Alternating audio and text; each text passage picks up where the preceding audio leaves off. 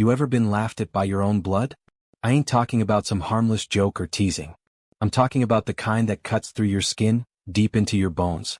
The kind that reminds you, real quick, that no matter what you gave up for family they still see you as less. That was me that night. Sitting there, in a fancy restaurant that smelled like money and lies.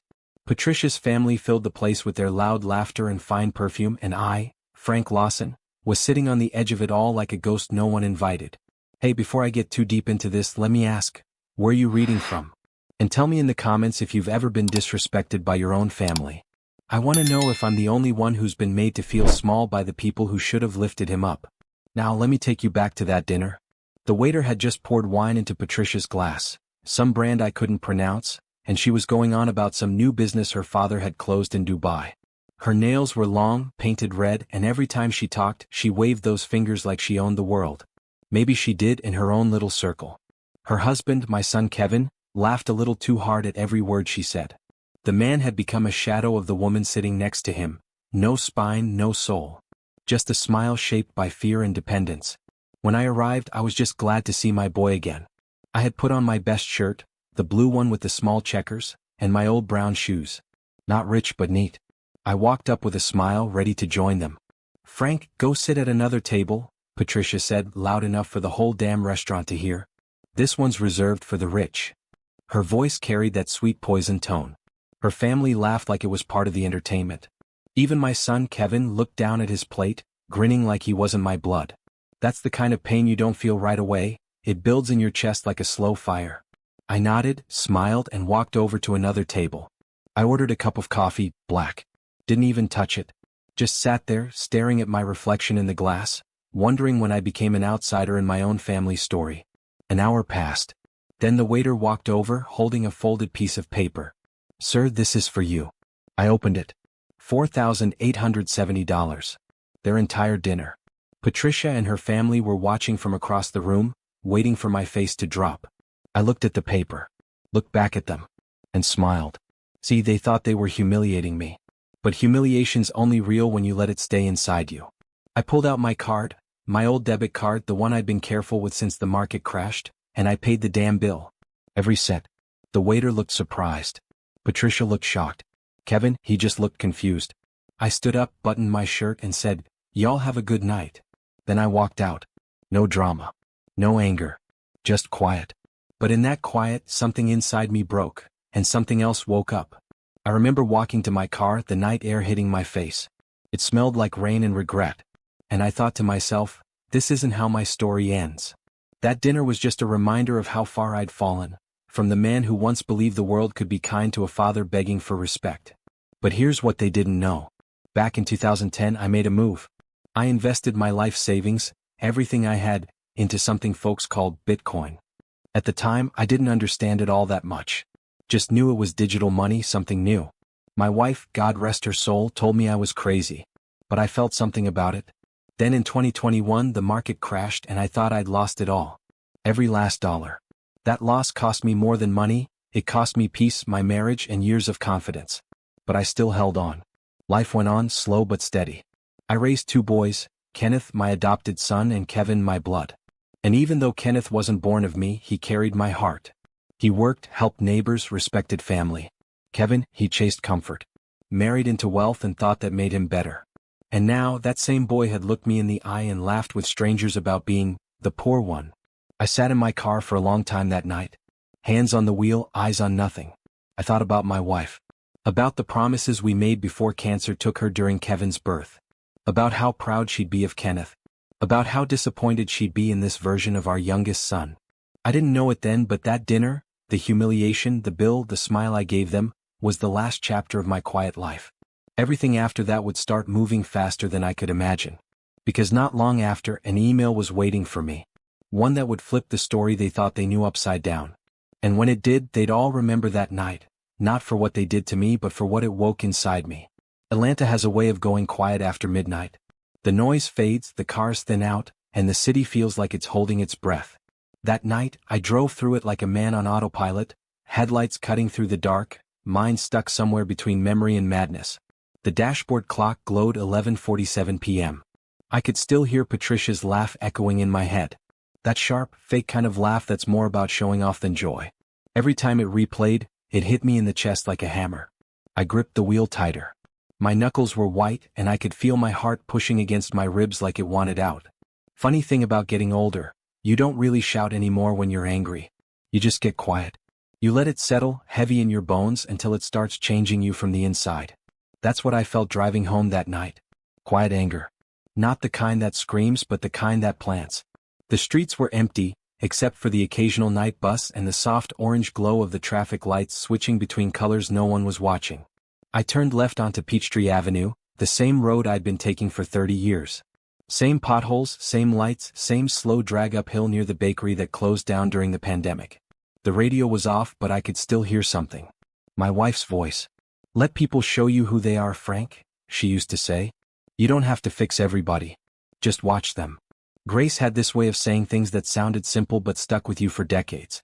She was gone now, been gone for years, but that night, it felt like she was sitting right there in the passenger seat. Maybe she'd been watching that dinner from wherever she is, shaking her head at how far her baby boy had drifted. I smiled, but it didn't last long. The ache hit me again.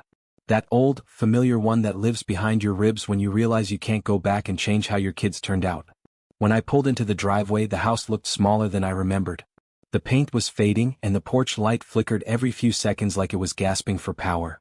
I sat in the car for a while watching that light blink. In that half-dark, half-light, it felt like the house was breathing with me. Inside, everything smelled the same, old wood, lemon polish, and memories. The kind of smell that carries ghosts in it. I dropped my keys on the counter and walked straight to the kitchen. The coffee pot was still half full from the morning. I didn't bother heating it up. I poured a mug and leaned against the sink, sipping cold bitterness while my reflection stared back from the window. I could see my sons in that reflection, tiny versions of them running through the hallway years ago. Kenneth always led the charge, holding Kevin's hand, laughing, fearless. I used to think that bond would last forever. I thought love was enough to keep a family together. Turns out, love ain't much when pride and money show up at the table. I walked over to the living room, coffee in hand, and sat in my old recliner. Across the room, the photograph sat on the shelf. The frame was scratched, but I never replaced it. It was taken 27 years ago. Me, Grace, baby Kevin in her arms, and Kenneth standing right next to us with that proud little grin. I picked it up, stared at it until the faces blurred. "Maybe I failed one of them," I whispered. The silence in the room answered me back. Not a sound from outside. Even the refrigerator hum felt softer, like it didn't want to interrupt my thoughts.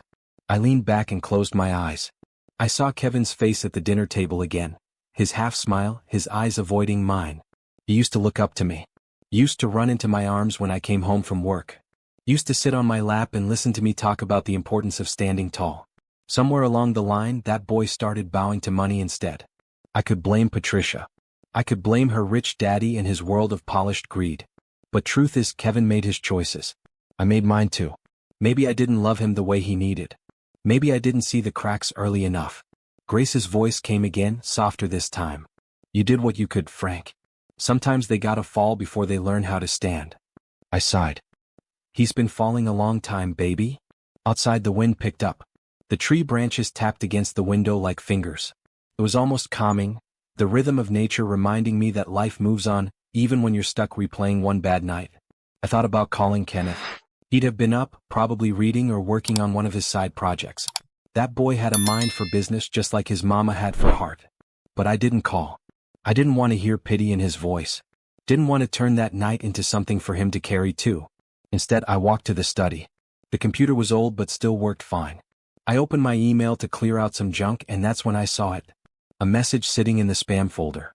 The subject line read, "Update on your BTC holdings." BTC. Bitcoin. I stared at it for a while, sipping the last of my cold coffee. I didn't open it yet.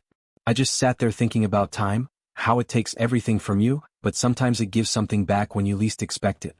The glow from the screen lit up the room, casting my shadow across the floor. I looked at it, tired, bent, but still standing. Grace once told me, "Every storm ends, Frank.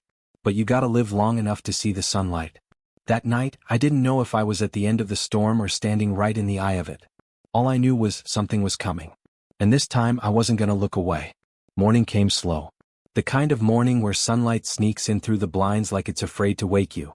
I didn't sleep much, just drifted between dreams and thoughts, trying to bury the taste of last night under something softer. The coffee pot gurgled in the kitchen. The smell filled the house, familiar and grounding. I took my time pouring a cup, letting the steam warm my face. Then I went back to that old computer, the one Kenneth had convinced me not to throw out when I upgraded my phone. The screen blinked awake, pale and cold. That same email sat there waiting. Update on your BTC holdings. Now listen, I ain't no tech man. Never was. When I first heard about Bitcoin back in 2010, I thought it was a scam. But one of my old coworkers, Daryl, he wouldn't shut up about it. Said it was the future of money. I had a few thousand saved up from my time at the auto shop, and Grace had just started her daycare business. Things were good then, real good. So, against her better judgment, I put down a few $1,000s into something I couldn't even touch.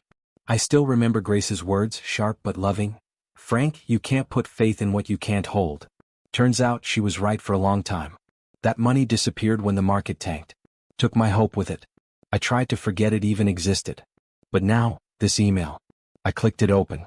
My hands were shaking not because I expected anything but because I didn't. The message looked clean, official. No scams, no funny grammar. Just plain numbers. Wallet ID, confirmed. Balance, 4,000 BTC. Current market value, 400 million US dollars. For a second I thought it was a mistake. I even laughed, a deep, rough kind of laugh that turned into a cough halfway through. 4,000 Bitcoin. $400 million. I leaned back in the chair, the room spinning just a little. My heart thudded slow but heavy. I read it again and again like the numbers might change if I blinked too long. Grace's voice whispered in my head, you can't put faith in what you can't hold. Well, baby, looks like I'm about to hold a lot. I didn't move for 10 minutes. Just sat there staring at the screen, the cursor blinking at me like it was waiting for my next move. I thought about calling Kenneth, but something in me said to wait. Maybe I just needed to breathe first to understand what this meant. Money changes things. I've seen it turn brothers into strangers, mothers against daughters. But me? I wasn't thinking about spending. I was thinking about what that dinner meant now. Patricia's laughter. Kevin's silence. The way they looked at me like a beggar. I sipped my coffee and smiled. Well, ain't life something? After I finally processed it, I logged into the account. Everything matched. The ID, the wallet, the history. It was real. The coins had been untouched for 14 years. That part got me. 14 years of nothing. Just sitting there, growing, waiting for me to remember it existed. I withdrew a small portion first just to see if it'd go through. When the confirmation email came in, my hands were sweating. Then I saw it, the deposit sitting right there in my account. $1 million just like that. My whole life I'd struggled to keep up. To make sure my boys had something to eat, something to wear, a roof over their heads. And now, sitting in my small house with the flickering porch light and the broken mailbox, I was worth more than the people who laughed at me combined. I laughed again, but this time it wasn't out of disbelief. It was joy. Not loud, not crazy. Just quiet, deep down joy. Then came the next thought, what to do with it. I could buy a new house, move somewhere coastal. Could buy 10 of Patricia's family's fancy restaurants. Could make Kevin crawl back for approval. But none of that sounded right. I wanted peace. And maybe a little justice. I printed the email, folded it carefully, and slid it into the drawer beside my Bible. Grace's picture was there too. I looked at her face, still smiling, still soft. You were wrong about this one, baby, I said with a grin. Guess sometimes faith pays off. The phone rang just then. Kenneth. Morning, Pop, he said, voice cheerful like it always was. You sleep okay? Barely, I said. Had a long night. He chuckled. You and your late night thinking. You want me to stop by later? I got some leftover jambalaya I made. Sure, son. Come around noon. After he hung up, I sat back down. The idea of Kenneth walking through that door later made me feel grounded again. He'd been my quiet strength for years, never asking for much, just being present. I thought about Kevin too. My real son. I wondered how he'd take it if he knew what I was looking at right now. Would he apologize? Or would he just ask for a piece of it? The answer didn't matter. I knew him well enough to guess. I looked at Grace's picture one more time and whispered, maybe this ain't about revenge. Maybe it's about setting things right. But deep down I knew better. Part of me wanted them to see. To feel that same silence I felt when they laughed at me in that restaurant. Not out of spite, but so they'd understand that respect doesn't come from money. It comes from heart. The morning light had grown stronger now, spilling across the table, across the printed email, across my wrinkled hands. I wasn't the same man I was last night. Something had shifted. And as I looked out that window watching the city come alive, I knew one thing for certain. Whatever came next, I was ready for it. When Kenneth knocked on my door that afternoon, I was already waiting for him. I'd brewed a fresh pot of coffee, wiped down the kitchen counter, even opened the curtains to let in more light. The house felt alive again, like it could breathe for the first time in a long while. I hadn't told him anything yet, not about the email, not about the numbers that could change everything. I just wanted to see his face, hear his voice, and maybe, for once, enjoy a quiet moment without bitterness sitting between my ribs. He stepped in wearing that same gray hoodie he always wore, carrying a container of jambalaya. "You look good, Pop," he said with that easy smile. "Better than last week." "I feel better," I said, motioning toward the table. "Put that down before I eat it out the box." He laughed. That sound, steady, clean, full of heart, was something I never got tired of. I poured him some coffee, sat across from him, and watched him dig into his food like he hadn't eaten all day. Kenneth never made me feel small. Never made me feel like my age or my failures defined me. To him, I was always just Pop. "So," he said between bites, "how was that dinner last night?" I chuckled, though the memory still stung. "Let's just say it reminded me why I like eating alone." He frowned. "Kevin give you trouble again?" "Not just him. Patricia too. Her whole family, really." I took a slow sip of coffee. "They told me to sit at another table. Said theirs was for the rich." Kenneth stopped chewing. "You're kidding." "I wish I was." He set his fork down, jaw tightening. "You should have called me. I'd have shown up there." I shook my head. "No, son. It's all right. Some lessons people teach you without meaning to." I learned more from that dinner than I ever did in all these years raising Kevin. He leaned back, exhaling slow. "You don't deserve that, Pop." "Maybe not," I said. "But I needed it. Sometimes you gotta be humiliated to remember who you really are." We sat in silence for a bit, the kind that feels comfortable but heavy. The kitchen clock ticked louder than usual, and the smell of jambalaya filled the room. Finally I spoke. "You remember that thing I told you about years ago? That Bitcoin investment?" He nodded, curiosity flickering in his eyes. "Yeah, the one that crashed. What about it?" I slid the printed email across the table. "It didn't crash after all." He picked it up, scanned the page. His eyebrows shot up. "Wait, what? Pop, is this real? As real as that coffee you're drinking?" He stared at me, speechless. 4,000 Bitcoin? That's 400 million, I finished for him. Yeah. I couldn't believe it either. Kenneth leaned back in his chair, running both hands over his face. "Pop, this is life-changing." I smiled softly. "It could be, if we use it right." He looked at me then, not with greed or excitement, but with concern. "You sure you're okay? This kind of news, it's a lot." "I'm fine," I said, though my chest felt heavy. "But I don't plan on going around shouting it from rooftops. Money don't fix people, son. It just shows them for who they really are." Kenneth nodded slowly. "So what are you gonna do?" I stared out the window for a long time before answering. "I'm gonna make things right. Quietly. Grace used to say, the best way to teach a fool is to let him trip over his own pride. Kevin's been tripping for years. I think it's time I stopped trying to catch him." Kenneth looked down at the email again, then back at me. "You're not planning anything reckless, are you?" I laughed, shaking my head. "No, boy. I'm too old for reckless. But I do want to make sure this money don't go to waste. I want it to build something. Something that matters." He smiled, a little uncertain. "Like what?" I looked him straight in the eye. "Like you, Kenneth. You've been steady your whole life. Honest. Hardworking. Never once asked for anything you didn't earn. If anyone deserves to carry this forward, it's you." He froze. "Pop, what are you saying?" "I'm saying I want you to handle this when I'm gone." "Don't talk like that," he said quickly. "You're not going anywhere." I smiled, but it didn't reach my eyes.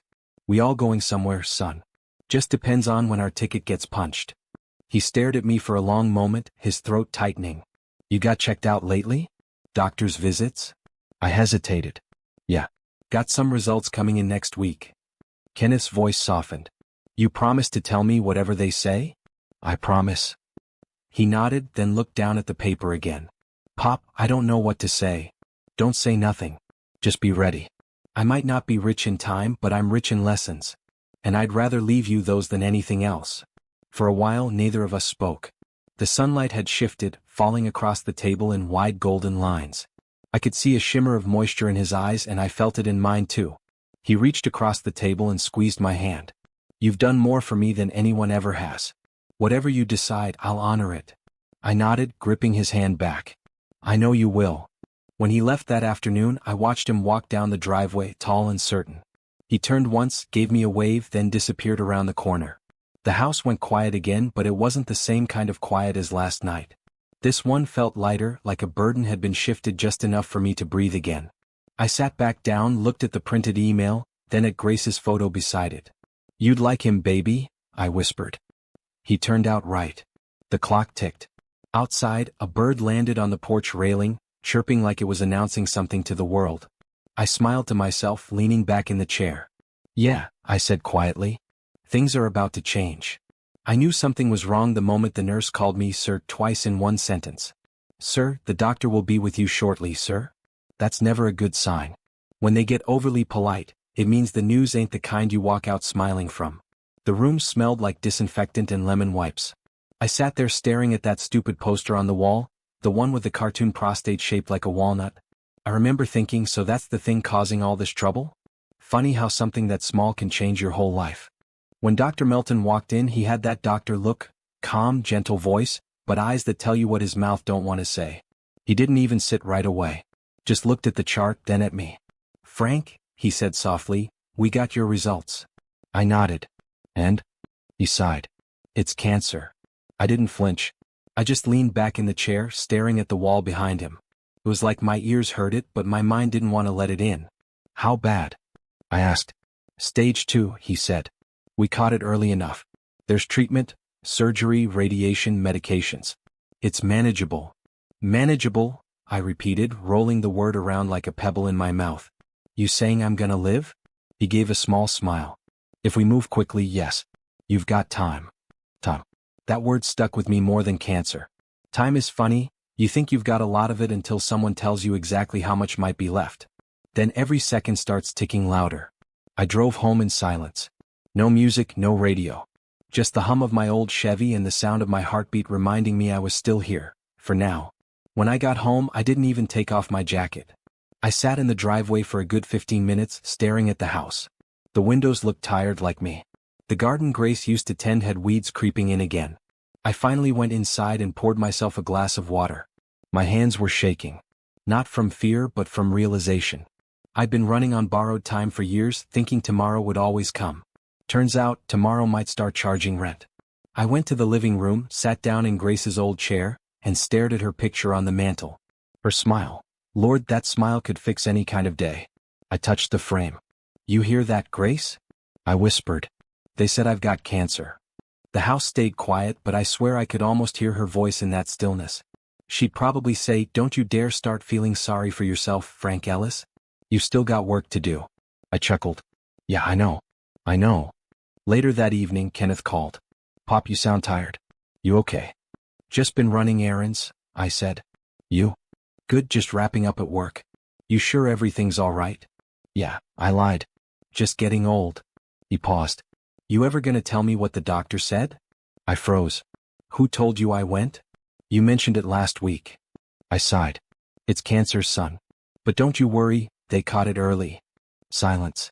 Then a shaky breath. Pop. Hey, I cut him off. Don't do that voice. I'm not dying tomorrow. He laughed, half crying. You always gotta make jokes. Somebody's gotta keep the mood light, I said. Listen, I don't want you treating me like glass, all right? I'm still me. Just a little more mortal. He exhaled. You're not alone in this. Whatever you need, I'm here. I know, son. After we hung up, I sat there in the dark for a long while. My mind wasn't on the pain or the fear. It was on Kevin. My firstborn. The boy who used to follow me everywhere, then grew up and started walking in the opposite direction. I wondered if he'd care if he knew. If he'd call. Or if Patricia would even let him. I took a deep breath, stood up, and went to my desk. I pulled out the folder with the email about the Bitcoin, that life-changing number printed in black and white. Then I took out another folder, my will. The ink on that old will was faded, and the names on it didn't sit right anymore. Kevin had the bigger share back then. Kenneth never asked for anything, but he always showed up. Grace's words came back to me, you don't leave money to the one who loves it. You leave it to the one who understands it. So I grabbed a pen and started rewriting. Half for Kenneth. A portion for Grace's favorite charities. And a little something for Kevin. Not because he earned it, but because I still believed one day maybe he'd learn what real value means. By the time I finished, it was past midnight. I felt calm. Tired but calm. I looked at my reflection in the window, gray hair, soft lines, tired eyes. I didn't see a sick man. I saw a man finally waking up. I whispered to the empty room, "You hear that, Grace? I'm not scared. Not this time." Outside, thunder rumbled in the distance and the rain started to fall, soft at first, then steady. I sat there listening to it hit the roof. The same roof we built together. Funny how life circles back like that. You start off learning to live with someone and end learning to live without them. But that night I didn't feel alone. Not really. I felt her there in every sound, every shadow, every drop of rain that touched the glass. I leaned back in the chair and whispered, "You were right, baby. Let people show who they are." Then I smiled, slow and sure. They'll get their chance soon enough. It was one of those quiet mornings when the house feels too big. The kind where the silence sits heavy on your shoulders, and even the ticking clock sounds judgmental. I was halfway through my first cup of coffee when my phone started buzzing across the table. Unknown number. Now, I don't usually answer unknown numbers. At my age, it's either a scam, a telemarketer, or someone from church trying to sell raffle tickets. But something in my gut told me to pick up. "Hello." A pause, then a voice I hadn't heard in months. "Dad." I froze. "Kevin?" "Yeah, it's me." His tone was awkward, like a stranger using my son's name. You could always tell when Kevin wanted something. His voice softened just enough to sound rehearsed. "Well," I said, keeping my own tone even, "this is a surprise." He gave a short laugh, the kind that ain't really laughter. I heard you've been sick." I took a slow sip of coffee. "Word travels fast, huh?" "Patricia's cousin works at the clinic downtown," he said. "She saw your name in some file." I set the cup down. "So you didn't call to check up, you called to confirm the gossip." "Dad, come on. I'm calling because I care." I almost smiled. "Kevin, let's not start our first real conversation in a year with a lie." He went quiet. Then, "Okay, fine. I heard about the Bitcoin thing too." There it was, the real reason. I leaned back in my chair. "And what exactly did you hear?" "That you made some big money off it." "Like really big?" "News travels even faster than I thought," I muttered. "You talked to Kenneth?" He scoffed. "Oh, so he knows?" "He's my son," I said. "Of course he knows." There was an edge in his voice now. "He's not your real son." That one landed hard. It always does, no matter how old you get. But I didn't let it show. "Funny thing about family," I said, "blood don't make it real, time does." He didn't respond to that. Just breathing on the other end, heavy and uneven. Then, finally, "I just don't get why you tell him about something that big and not me." I leaned forward. "Because Kenneth calls me when I'm not sick. He shows up on birthdays. He fixes my damn porch without asking for money. You only remember I exist when there's something to gain." "That's not fair," Kevin said quickly. "You've always compared us. You never understood the pressure I was under." "Pressure?" I asked. "Son, I buried your mother while holding your baby brother in my arms. I worked 3 jobs to keep us afloat. You don't know what pressure is, you only know pride." "Dad." "No," I said, my voice low but steady. "You're calling because you think my cancer means my will's about to open. But here's the truth, you lost me long before I got sick." Silence stretched between us like a wound. I could almost hear his jaw tightening through the phone. "So that's it," he said finally. "You're cutting me off?" "I didn't say that," I replied. "I said you cut yourself off. You just never noticed." He let out a bitter laugh. "Well, I guess Kenneth wins again." "This isn't a competition, Kevin." "It's always been one," he snapped. "You just didn't want to admit it. You think he's some saint, but let's see how long he stays perfect when people start asking questions." "What kind of questions?" "Oh, you'll see," he said darkly. "You always do." Then the line went dead. I sat there staring at the phone, that hollow feeling crawling up my spine. It wasn't anger, it was disappointment, the kind that sits deep and stays quiet. I looked toward Grace's photo on the wall. "You'd be heartbroken if you saw him now," I whispered. The rest of the day moved slow. I went for a walk around the block, nodded to a few neighbors, tried to clear my head. But Kevin's words kept looping in my mind. When people start asking questions, what did that even mean? That night, Kenneth stopped by with dinner, meatloaf, mashed potatoes, my favorite. He noticed right away that something was off. "Pop, what's wrong?" Kevin called, I said. He froze. What did he want? To confirm I'm dying, I said, half joking. And maybe my bank balance too. Kenneth sighed. He's still the same, huh? Worse, I said. And I think he's planning something. Kenneth leaned back, arms crossed. Let him. People like that always end up setting their own traps. I smiled faintly. You sound more like your mama every day. We ate in silence for a while. The TV played some local news in the background, a story about a politician's son caught in a fraud case. Kenneth shook his head. Greed will make a man forget his own name. Yeah, I murmured. And sometimes his family too. After he left, I sat in my chair again, lights low, room quiet except for the rain against the windows. I could feel Grace there the same way I did the night I got the diagnosis. Maybe I should have tried harder with him, I said aloud. Maybe if I'd been softer. And then her voice, not real but in that place where memory sounds like echo. No, Frank. You did your part. He chose the rest. I closed my eyes and nodded. Yeah, I whispered. He did. Before bed, I wrote something down in my journal, a habit I picked up after Grace passed.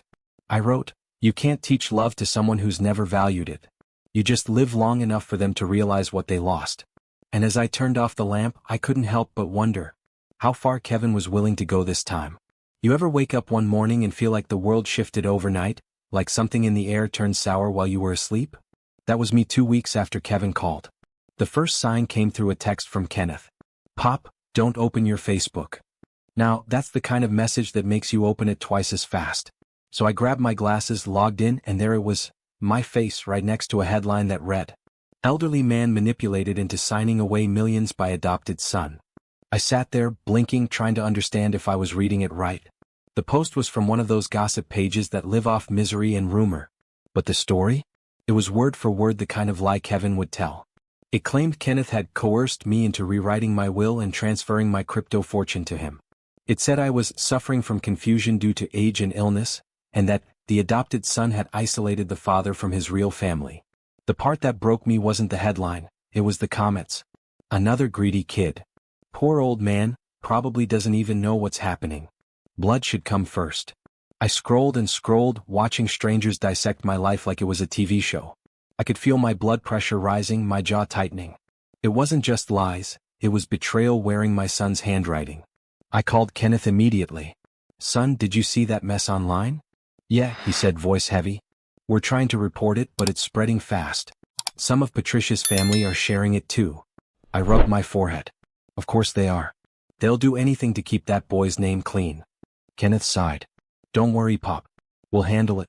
I got a lawyer looking into it. But I could hear the fatigue in his voice. He didn't deserve this. He was a good man, steady, quiet, just trying to do right. And now, because of Kevin's pride, his whole name was being dragged through the mud. That night I couldn't sleep. I kept picturing Kevin at his dining table, Patricia sitting across from him with that fake sympathy she wears like makeup. Her father, the oil man, probably nodding along saying, We'll take care of this, son. They didn't want truth. They wanted control. And Kevin was too blind to see he was just another pawn on their board. A few days later it got worse. News outlets picked it up. One local station ran a segment calling it, the Crypto Father Scandal. They showed clips of me walking into my church one Sunday, like I was some secret millionaire hiding from justice. Reporters even came to my house, knocking on my door while I sat inside with the curtains closed. Kenneth came over that evening, suit jacket off, sleeves rolled up. I filed for defamation, he said. We're gonna fight back. I looked at him, this young man standing in my living room defending me like I was his own blood. You shouldn't have to do this, I told him. You didn't ask for any of it. I did, Pop, he said quietly. When I took your name, I took everything that came with it, including the storms. That nearly broke me.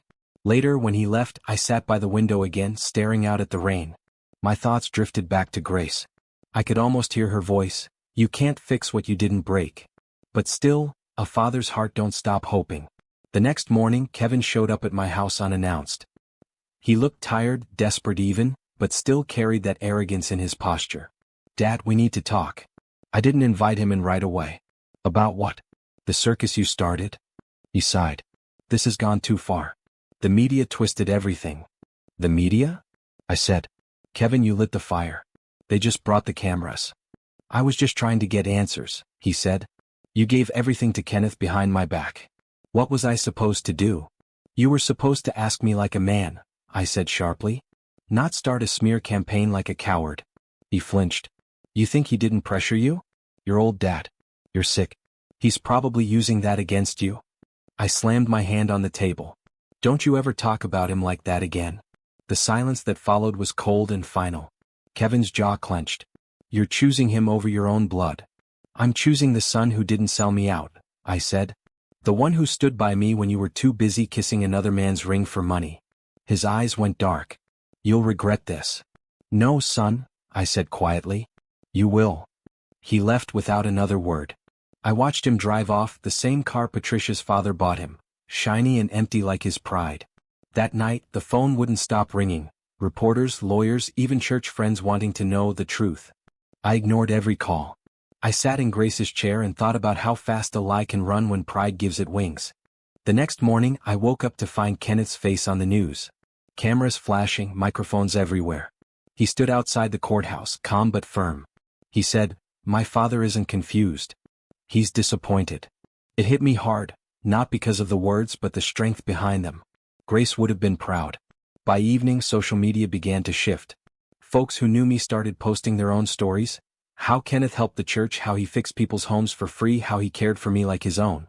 The truth doesn't travel fast, but it sure walks steady. And that night, as I sat alone with my coffee gone cold, I realized something. Kevin had finally shown the world who he really was. Grace once told me, "You can't save a drowning man who keeps pulling others under." Maybe this was Kevin's way of drowning. And for the first time, I didn't reach out to save him. The courthouse smelled like polished wood and nerves. I'd been in that building before, to pay taxes, to sign papers, but this time felt different. The air was heavy. Every step echoed like it was trying to remind me that this was real. I never thought I'd see the day I'd sit in a courtroom across from my own son. But life has a way of taking you to places you swore you'd never go. Kenneth sat beside his lawyer, calm as ever. His suit was neat, his shoulders straight, but I could tell by the way his fingers tapped his thigh that he was holding back a storm. Across the aisle, Kevin sat with Patricia and her father, the oil man. You could smell money from their side of the room. The kind that buys confidence but never peace. Kevin wouldn't look at me. He kept staring at the judge's bench, jaw tight, like a boy waiting for punishment but too proud to admit he deserved it. When the judge finally walked in, everyone stood. All rise. That sound, 100 shoes scraping against the floor, it made my stomach twist. The case was labeled, Kevin Ellis versus Kenneth Ellis, alleged manipulation of estate. Seeing it printed like that on a paper made me sick. My sons, my name, my life, turned into a headline. Kevin's lawyer stood first. Slick hair, shiny watch, that rehearsed smirk lawyers wear when they think they've already won. Your Honor, he began, this case is about exploitation, about an elderly man, Mr. Frank Ellis, whose declining health was taken advantage of by his adopted son for financial gain. I watched Kevin's expression as those words echoed through the room. He looked proud. Proud. My hand clenched under the table. They brought up emails, records, even screenshots of private messages Kenneth sent me about helping with online transfers. Twisted them into something dark. Patricia sat there, dabbing her fake tears with a napkin, like she was auditioning for pity. When Kenneth's lawyer stood, his tone was the opposite, calm, honest. Mr. Ellis, the elder, is of sound mind. He was never coerced, never manipulated. In fact, he's here today to testify on record to that truth. The judge turned to me. Mr. Frank Ellis, please take the stand.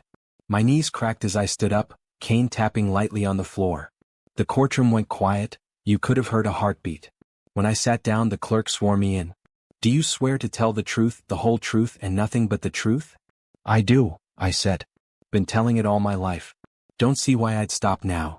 A few chuckles rippled through the room, the kind that break tension for a second before it snaps back. Kenneth's lawyer stepped forward first. Mr. Ellis, can you tell us in your own words how this money, the Bitcoin investment, came to be? I nodded. Back in 2010, I bought some of that crypto nonsense. 4,000 units. Didn't know much about it, just thought it was worth a shot. Years later it grew. Then it fell. Then it grew again. Life's funny like that. And did you ever discuss this with your sons? With both, yes. Kenneth first, he helps me with online stuff. Kevin later, though by then, his attention was more on his wife's father's business than anything I had going on. Did Kenneth ever pressure you into changing your will? I looked straight at Kevin when I said, no. That boy never asked for a dime. In fact, he told me not to bother giving him anything. Said I'd earned the right to spend it on myself. A murmur moved through the courtroom. Kevin shifted in his chair. Patricia's father whispered something to his lawyer. Kenneth's attorney smiled softly. Thank you, Mr. Ellis. Then came Kevin's lawyer. Mr. Ellis, he began, that slick tone dripping off every word, isn't it true that you suffer from prostate cancer? Yes. And that you're on medication that could affect your judgment? No, I said flatly. Isn't it also true that your memory has been unreliable at times? I leaned forward, eyes locked on his. Son, I might forget where I put my glasses, but I remember betrayal just fine. A low chuckle spread through the audience. Even the judge cracked a small smile. The lawyer cleared his throat. Let's keep this professional, Mr. Ellis. I am being professional, I said. You're the one twisting my pain into paperwork. He shifted tactics. Why did you decide to give Kenneth everything instead of splitting it equally?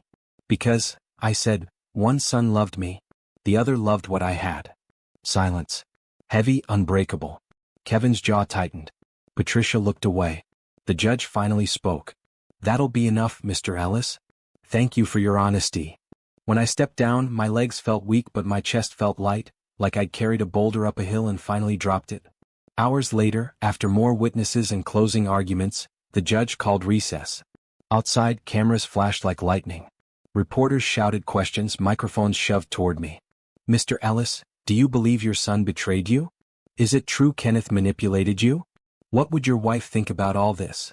I didn't answer a single one. I just kept walking, Kenneth on one side, our lawyer on the other. But as we reached the steps, I stopped. Looked back at Kevin, still inside, standing in that courtroom looking small for the first time in his life. Patricia and her father had already walked off. Left him standing there all alone. Grace's words floated through my mind again. You can't save a drowning man who doesn't want saving. I turned away and said quietly, then let him sink. You ever feel the whole world pause? That moment right before someone says something that'll change everything, like the air itself stops breathing. That's what it felt like sitting there in that courtroom, waiting for the judge to come back with the verdict. It had been 2 days of testimony, whispers, cameras, and cold glares. Every news channel in Atlanta was outside that courthouse. They called it, the Ellis family fallout. They loved that word, fallout. Like we were nuclear waste instead of people. Kenneth sat beside me, tapping his fingers against his knee, rhythm steady but restless. I could tell he hadn't slept much. I hadn't either. Every time I closed my eyes, I saw Grace's face, not the smiling one from the picture, but the look she used to give me when she was disappointed. I kept thinking, she didn't raise us for this. Then the bailiff called out, all rise. Everyone stood. The judge walked in, expression unreadable. Papers in his hand, robe swaying like a flag in the wind. We sat when he did. My palms were slick, knees stiff. Kenneth stared straight ahead. Kevin across the aisle looked smaller. Like a man realizing too late that pride doesn't count as armor. The judge cleared his throat.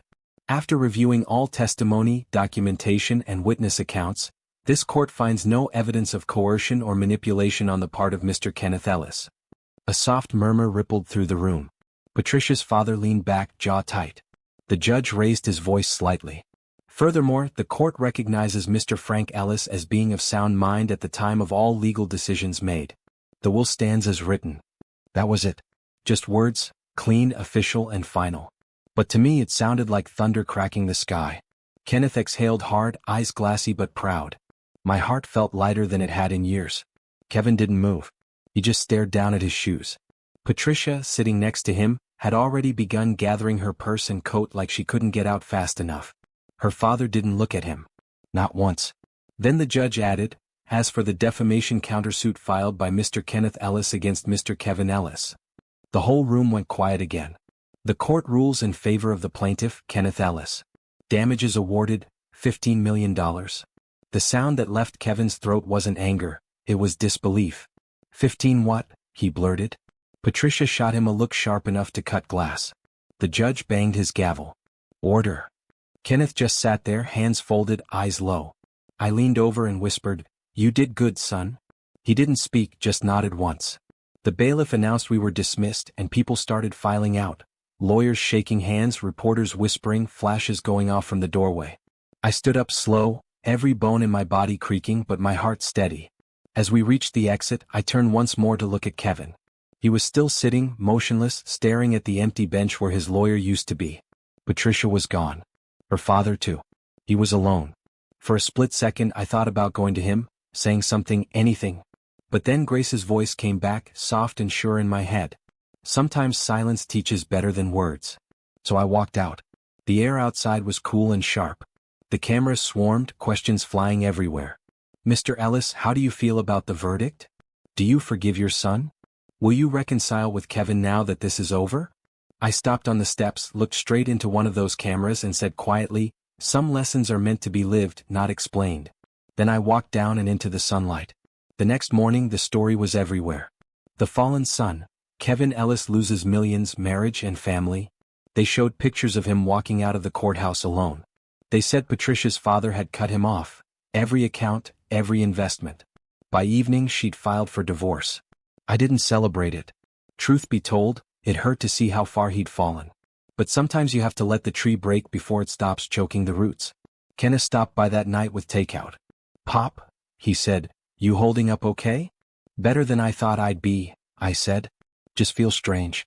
Like winning a war I never wanted to fight. He nodded. You think Kevin'll try to talk to you? Maybe, I said. But I think he's still too proud to knock on any door that doesn't open with money. We sat quietly, eating in the living room, the TV flickering soft light across the walls. They were showing highlights of the trial. My name. My son's names. I shook my head. Funny huh? All this noise and none of it feels like victory. Kenneth looked over. Then what does it feel like? Like an ending I didn't ask for, I said. But maybe one I needed. Later, after he left, I stepped outside onto the porch. The night was quiet. Stars out, the kind you don't see often in the city. I thought about Kevin again, where he might be, what was going through his mind. Maybe he was sitting somewhere dark, realizing the world doesn't owe him an apology. I whispered into the wind, you still my son, Kevin? Always will be. But love don't mean I gotta stand next to your mess. The breeze carried the words away, like maybe Grace caught them. I closed my eyes. For the first time in a long time I felt peace, not joy, not triumph, just peace. The kind that comes after you finally stop trying to fix what's broken. And when I went back inside, I saw the old photo on the mantel again, Grace, Kenneth, and Kevin when they were just boys. I smiled at it, shook my head and said quietly, well baby, the storm's finally over. The world gets quiet after the noise dies down. The kind of quiet that makes you hear your own breath, your own thoughts, and sometimes your own guilt. That's the space I've been living in since the dust settled. After the court hearings, after the headlines stopped flashing our family name, after Kenneth went back to his work and Kevin disappeared into silence. I sit on the same porch where Grace used to shell peas. The same porch where Kevin once ran barefoot, chasing lightning bugs. The boards creak a little more now and the wood smells like time, old and stubborn. It's strange how the world keeps turning no matter who falls off. I still remember the morning after the final court session. Reporters were waiting outside the courthouse like vultures, hungry for another quote, another scandal headline. Kenneth shielded me from most of it, guiding me straight to the car. He didn't say much, just patted my shoulder and whispered, let's go home, Pops. And that word, home, it hit different. Because home wasn't the same anymore. Not after everything. Back at the house, I sat in my living room with a mug of black coffee that had gone cold before I even took the first sip. The TV was on mute, showing my own face on a local news reel. They called me, the crypto grandfather. Said I'd sparked a family feud that tore two brothers apart. But none of those words got close to the truth. The truth was simpler, I just loved both my sons and one forgot what that meant. Kevin hadn't called since the verdict. Not one message. Not even anger. Just silence. Patricia's family had gone completely ghost too, pulled back their influence, took their lawyers, their connections, their dinner invitations. The same people who once laughed loud enough to fill a restaurant couldn't even whisper my name now. Kenneth came by often though. Sometimes with food, sometimes with silence. He'd sit beside me on the porch, checking his emails or jotting notes about the foundation he was starting. Said he wanted to name it after Grace. The Grace and Light Foundation. A place for orphans, single mothers, and kids who needed help. I told him Grace would have been proud. Truth is, I was too. But between his visits, the nights got long. There's something about an empty house that forces you to listen to memories you'd rather forget. Grace's laughter echoes in the kitchen sometimes. Maybe just the pipes creaking, maybe not. I still talk to her before bed. Tell her how the boys turned out. I imagine her shaking her head and saying, "You did what you could, Frank." Did I though? That's the question that keeps me up. See, when a man gets old, he stops chasing answers and starts chasing peace. But peace is tricky, it asks for acceptance first. I've accepted that I can't fix Kevin. I've accepted that I won't get to see him at my table again. And I've accepted that sometimes, love doesn't mean holding on, it means stepping back and letting someone drown if they insist on walking into the water. A few months after the lawsuit ended, I got a letter from Kevin. Not a handwritten one, no. Just a printed envelope with my name on it, the kind that already feels cold before you open it. Inside was a short note, 2 lines. "I'm sorry for how things turned out. I'm trying to start over. No, Dad. No, love. No signature even. Just that." I folded it neatly and tucked it between the pages of my Bible. Grace used to say forgiveness isn't about the other person, it's about lightening your own load. So, I whispered a prayer for him that night even if he'd never hear it. Days turned into months and life found its quiet rhythm again. Kenneth's foundation grew faster than I expected. News outlets that once dragged our name now praised his efforts. He even got invited to a televised interview about his journey. I watched it from this same porch, tears hiding somewhere behind my eyes. He looked calm, proud, like a man who'd taken pain and turned it into purpose. When the interviewer asked him who inspired him most, he smiled and said, "My father, Frank. He taught me that respect isn't about money, it's about heart." That line hit me like a gospel song. Not because I needed the recognition, but because I knew he'd learned something real. I didn't raise him by blood, but I raised him by example. And that counts for more than DNA ever will. Now, in this quiet after the storm, I've started to write my thoughts down. Not for fame or pity, just so when I'm gone, someone might read these pages and understand what family really costs. Not the dinners or the cars or the bills, but the moments when you choose love even when it hurts. Sometimes the wind blows through the porch and carries the sound of laughter from the neighborhood kids. It reminds me of Kevin and Kenneth playing tag in the yard. Back then, it didn't matter who was adopted or who wasn't. They were just brothers, full of life, full of tomorrow. I wish I could have frozen that time, before pride, before greed, before pain took its place at the table. Now it's just me, this porch, and the memory of 2 boys I once called my whole world. Maybe that's enough. They say some lessons don't sink in until life starts taking back what it once gave you. For Kevin, it didn't start with some big explosion, it started with the slow drip of loss. The kind that eats at your pride one piece at a time, until there's nothing left to stand on but regret. I didn't hear much from him after the court mess. But word travels even when you don't want it to. People talk. The same folks who used to line up to shake his hand at those charity galas started whispering behind it. Turns out Patricia's father, Mr. Moneybags himself, had started to notice cracks in the Golden Boy's armor. At first, it was little things. Missed meetings. Poor investments. A rumor that Kevin had borrowed from one of Patricia's trust accounts without her permission. You know the kind of trouble money brings when it starts burning a hole in a man's soul. Kevin had always been smart, but never wise. Then came the pictures. Some gossip blog caught Patricia having dinner with one of her father's business partners. The same man Kevin had been trying to impress for years. They called it a business dinner, but the body language in those photos said something else entirely. When I first saw it on the news, I turned the TV off. Didn't want to see my son become a headline again. But it's funny how the truth finds you even when you don't go looking for it. Kenneth called me that evening. He said softly, "Pops, you might want to sit down." He told me Patricia had filed for divorce. Quietly. No shouting match, no media frenzy, just papers served and done. Her family made sure to keep their image clean. But Kevin, he didn't take it quietly. He made a scene. I heard he stormed into her father's office demanding answers, calling everyone snakes. Security had to escort him out. The story spread like wildfire. And that's when the collapse began. The accounts froze. The house, bought under Patricia's name, was locked. The cars were towed off the driveway. Everything he thought made him somebody started disappearing one luxury at a time.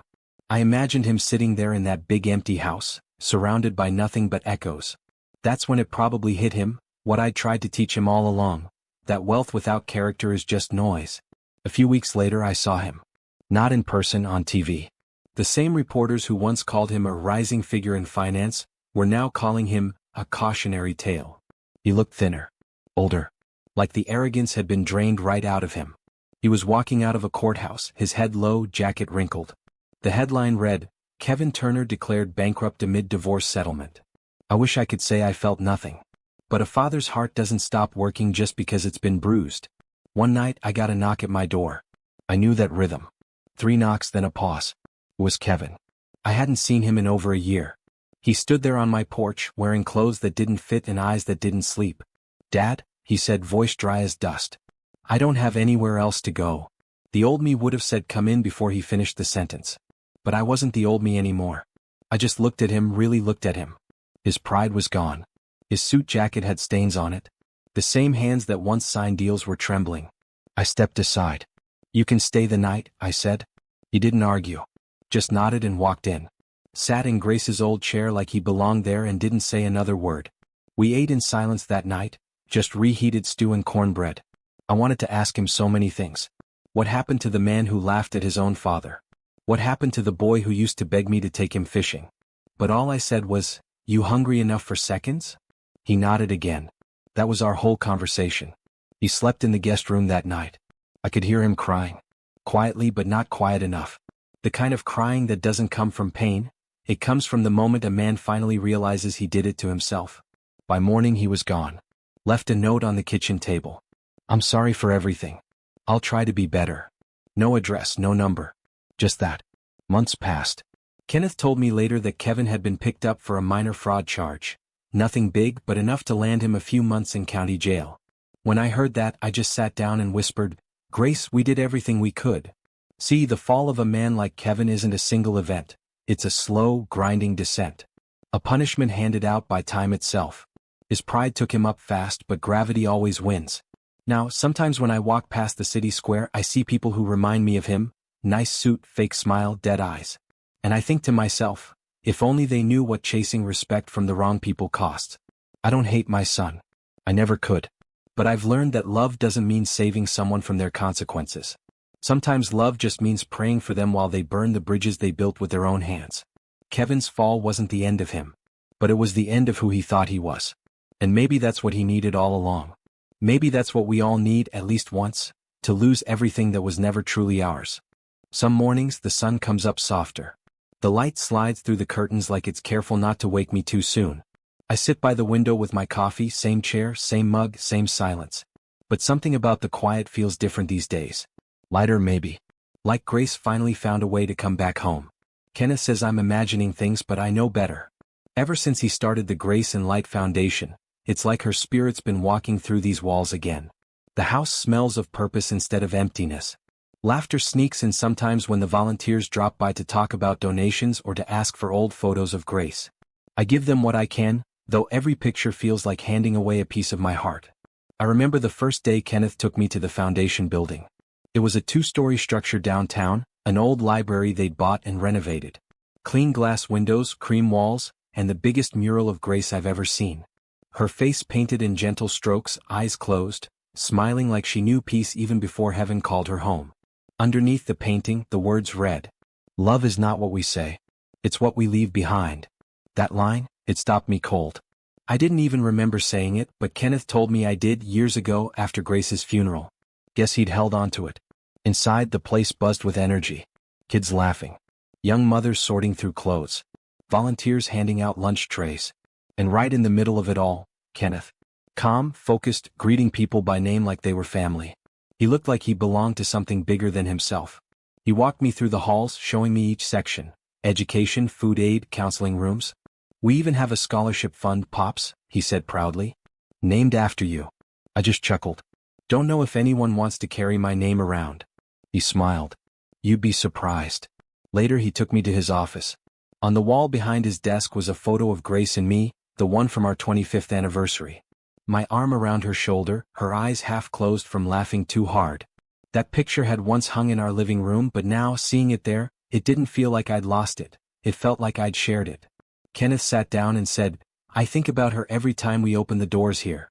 She'd love this place, don't you think? She'd tell you to slow down and eat something," I said, smiling.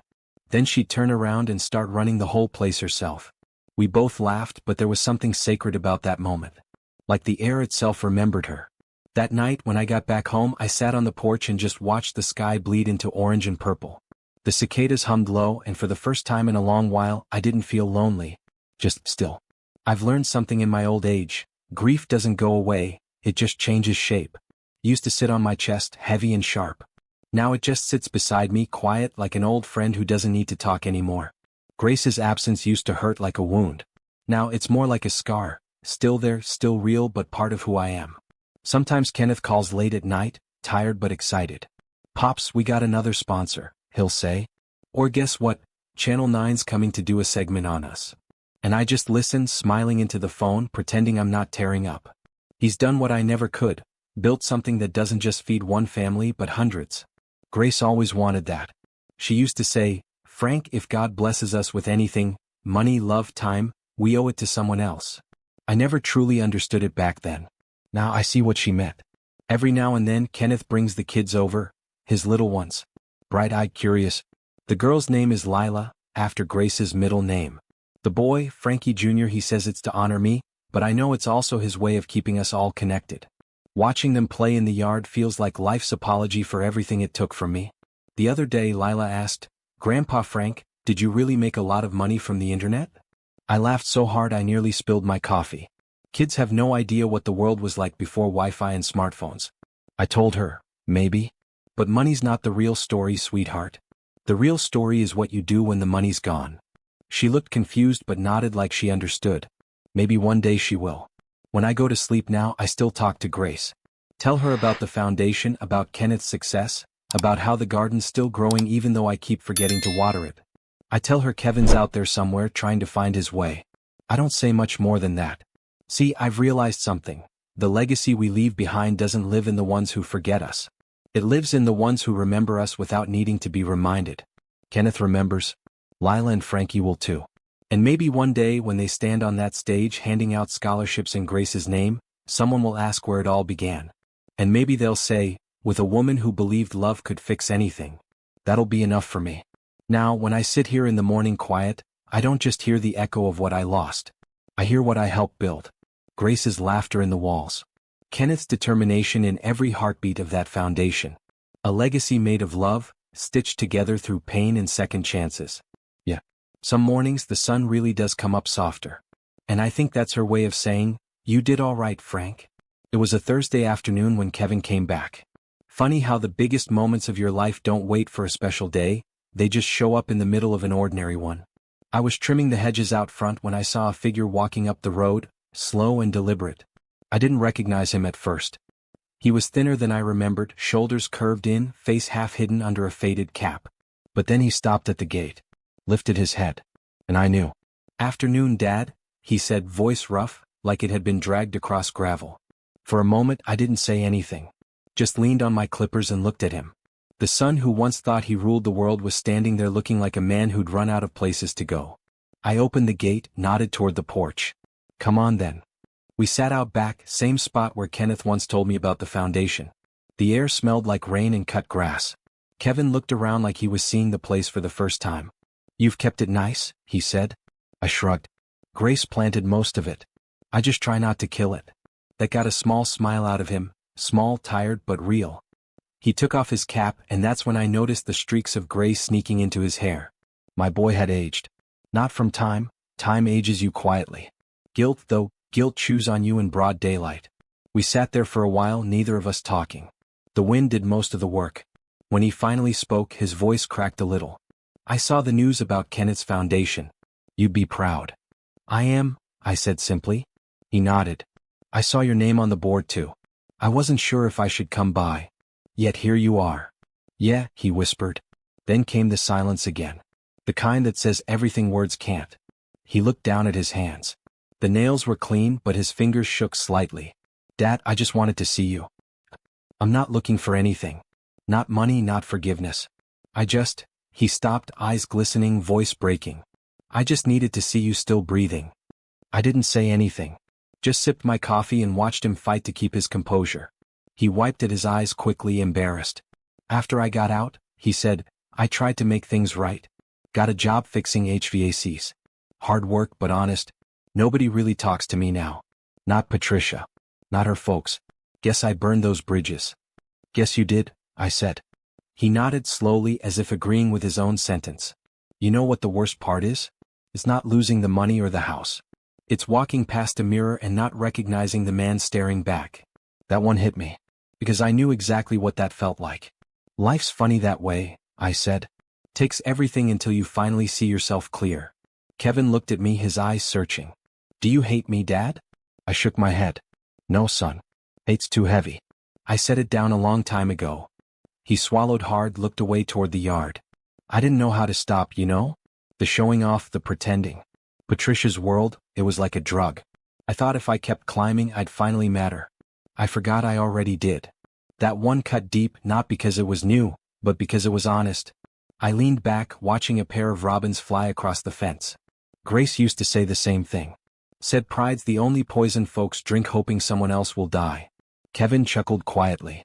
Yeah, she'd say something like that. We both laughed, a dry, broken laugh that didn't last long but felt real enough to bridge a few years of silence. Then he said something that made me look straight at him.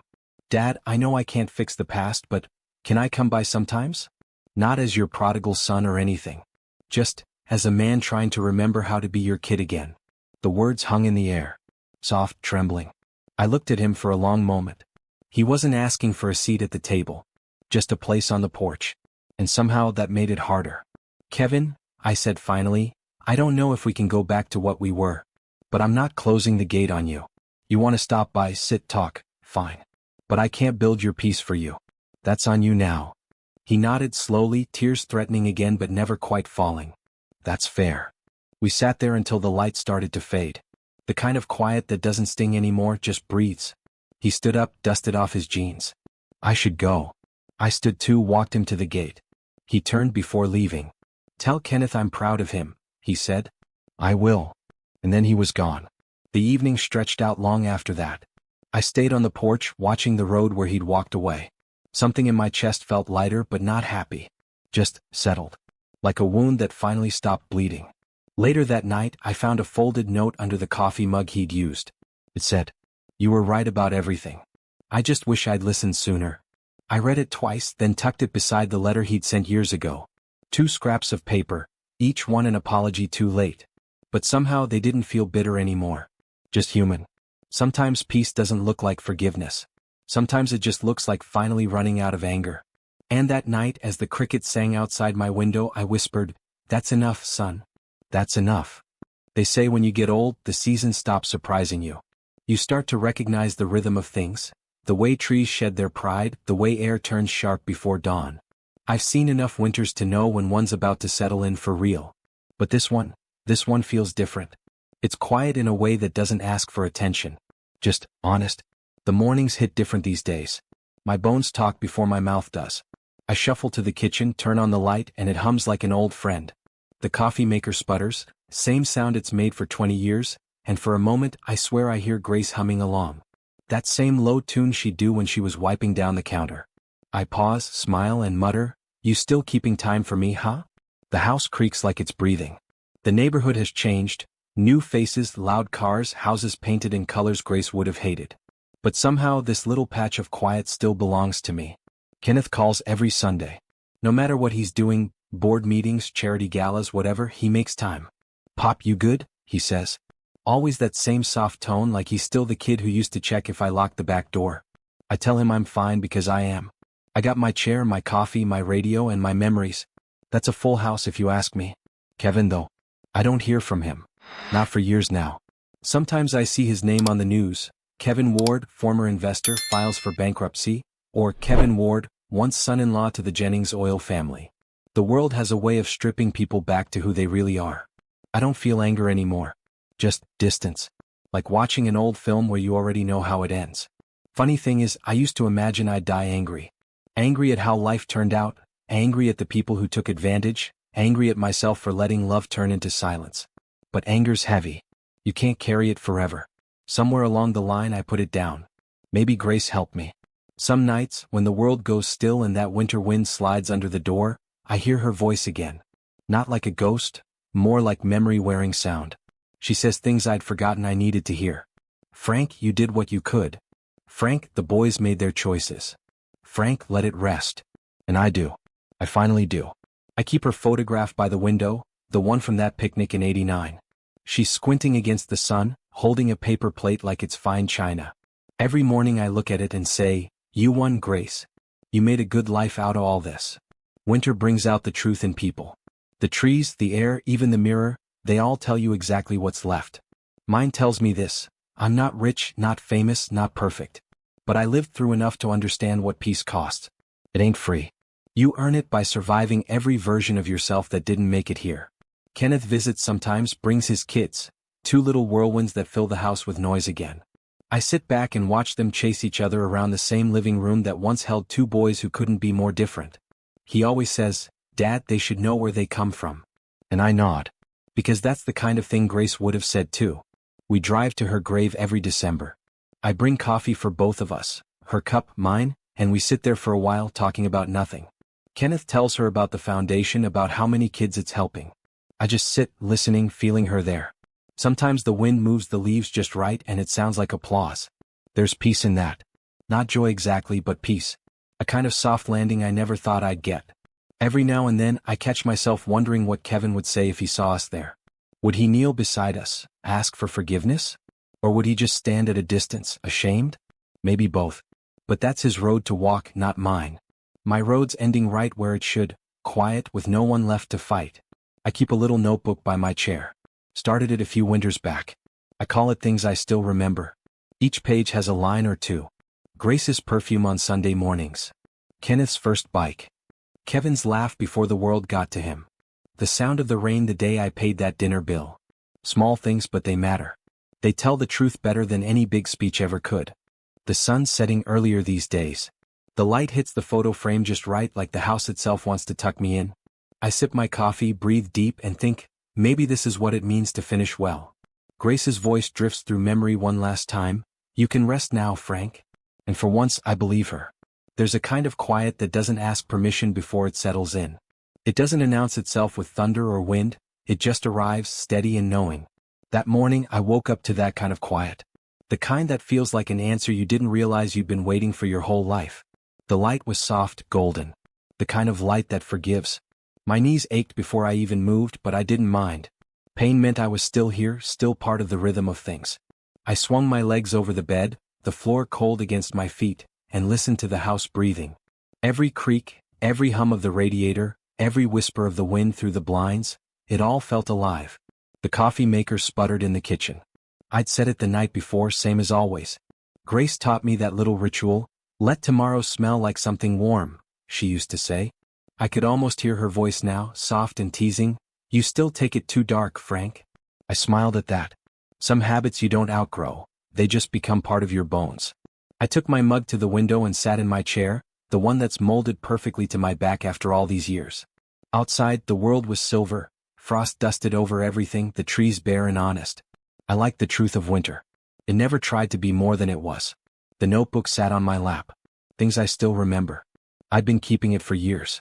Every page a small piece of my life. Grace's laugh, Kenneth's first bike, the smell of rain on the night I paid that dinner bill. I flipped through slowly, feeling every word like a heartbeat. Then I reached the last page. One line left. Empty space waiting for a full stop. I held the pen for a long while before writing. I tried to love right. Even when I failed. I stared at the words until they blurred, then set the pen down. That was enough. The story didn't need more. The photo of Kenneth's kids caught the sunlight on the table. Two bright faces, his son and daughter, all energy and laughter. Behind them, the old oak from our first home stretched high. The same one Grace planted, the same one Kevin and Kenneth used to race toward as boys. Life really does circle back. I felt that familiar tug in my chest. Not pain, just a soft ache. I knew it was time. I leaned back in the chair, the warmth of the coffee fading in my hand. "All right, Grace," I whispered. "I'm ready now." After that, I don't remember much. Maybe I closed my eyes. Maybe the room just folded into stillness. But I do remember feeling light, the kind of light you feel when you finally put everything down. Kenneth told me later what happened. He came by that afternoon, found the door unlocked, coffee still warm. Said the house felt peaceful, like it was holding its breath. He found me sitting there by the window, notebook on my lap, pen resting on top. No struggle, no sound. Just quiet. He didn't cry right away. He sat down in the other chair, my old one by the bookshelf, and looked around the room. Said it felt like I just stepped out for a walk. After a while, he whispered, "You kept your promise, Pop." Then he took my coffee cup, finished what was left, and said, "Guess you won this one." The funeral was small, just the way I'd wanted. Kenneth, Lana, the kids, a few friends from the foundation, and some neighbors. No cameras, no fancy words. Just simple hymns and warm coats. Kenneth spoke after the pastor. He said, "My father wasn't perfect. But he never let the world turn him mean." He paused, then, voice breaking just a little. "He taught me to build even when people tear down. That's all a man needs to leave behind." They buried me beside Grace under the oak tree. When they lowered me down, the wind picked up, sharp but not cruel. Kenneth said it sounded like laughter. I'd like to think she was welcoming me home. A few weeks later, Kenneth came back to the house. Packed everything slow, careful. He said touching my things felt like borrowing time that wasn't his. He found the notebook in the drawer. Read every page. Sat down and cried finally. He told me later that when he reached that last line, I tried to love right. Even when I failed. He said out loud, "You didn't fail, Pop. You taught me what love looks like when it costs something." He framed the notebook in the foundation's lobby. Beneath it, a small plaque. In memory of Frank Ward, a man who believed love was worth the risk. People still stop there. Some just glance and move on. Others stand a while, maybe thinking about their own fathers, their own mistakes. That's enough for me. Kenneth's done well. The foundation's thriving. He's raising his kids with the kind of heart I prayed he'd have. Every Christmas he visits me and Grace, leaves coffee on our graves and says, "You two still keep me going." Then he laughs and tells me about the kids, how his son wants to box, how his daughter's learning piano. The circle keeps turning. Kevin, last I heard he's out west working quiet jobs, keeping to himself. The world got smaller for him. Maybe he finally learned what matters. Maybe not. Either way, that's his road now. Me, I'm at peace. For the first time in my life, I don't feel the need to explain myself. I did what I could with what I had. I loved, I failed, I forgave. And somehow that's enough. If you're reading this, if you made it this far, tell me something. Where are you reading from tonight? Have you ever had someone in your life you loved, even when it hurt to keep loving them? I've learned that love doesn't need to be perfect to matter. It just needs to be real. So go on, share your story. Maybe someone out there needs to hear it. Because in the end, we're all just trying to love right, even when we fail.